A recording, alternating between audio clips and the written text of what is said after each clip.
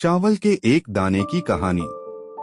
द्वापर युग में पांडव वनवासी का जीवन जी रहे थे और महाकपटी दुर्योधन हस्तिनापुर में एक राजा विलासी जीवन जी रहा था। एक दिन महर्षि दुर्वासा अपने शिष्यों के साथ हस्तिनापुर अतिथि बनकर पधारे थे। दुर्योधन ने काफी अच्छे तरह से उनका आतिथ्य किया। इसी पवित्र कार्य के बीच दुर्योधन ने अपने मामा शकुनी के साथ मिलकर पांडवों को परास्त करने की एक नई योजना बनाई।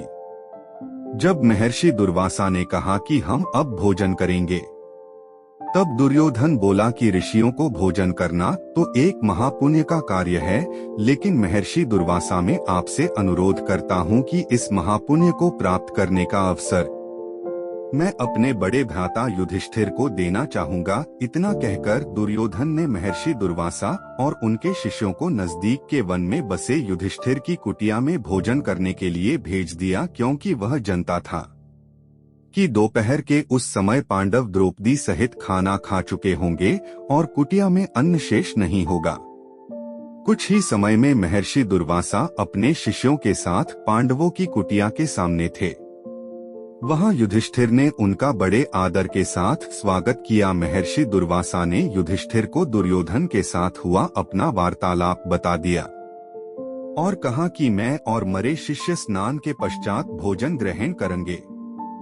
इतना कहकर वह सभी ऋषिगण स्नान करने के लिए नदी पर की गए। धर्मराज युधिष्ठिर ने यह बात तुरंत जाकर द्रौपदी को बताई। द्रौपदी ने कहा, इस वक्त तो हमारे पास कुछ भी भोजन शेष नहीं है। द्रौपदी का दिल यह सोचकर घबराने लगा, अगर ऋषियों को भोजन नहीं कराया तो उन्हें महर्षि दुर्वासा के क्रोध और शाप का पात्र बनाना पड़ेगा।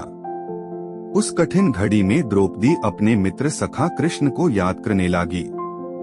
उसी वक्त लीलाधर कृष्ण ने द्रौपदी की कुटिया के अंदर प्रवेश किया। उन्हें देखते ही द्रौपदी उनके पास दौड़ती हुई गई और उन्हें अभिवादन करके अपनी समस्या बताने लगी।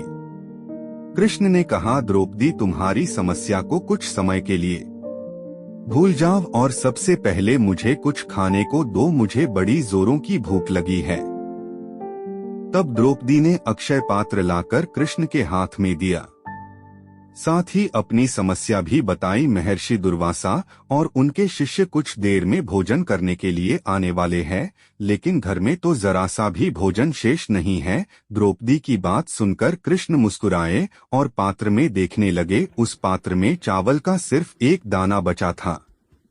वह देखकर भगवान कृष्ण बोले, ये क्या, इसमें तो बहुत खाना बचा है। और वह चावल का वह बचा हुआ दाना उन्होंने खा लिया। इधर कृष्ण के चावल का वह दाना खाते ही उधर स्नान करके नदी से बाहर निकले महर्षि दुर्वासा और उनके शिष्यों का पेट भर गया और उन्हें डकारें आने लगी और वह युधिष्ठिर की कुटिया के और जाने के बजाय अपनी यात्रा के लिए प्रस्थान कर गए। इस तरह चावल के एक दाने से ही कृष्ण भगवान में ऋषियों को पेट भरकर उनके क्रोध और शाप से पांडवों की रक्षा की। ऐसे ही कृष्ण भगवान सबकी रक्षा करते हैं, बस उन्हें हृदय से याद करो, वो जरूर आते हैं।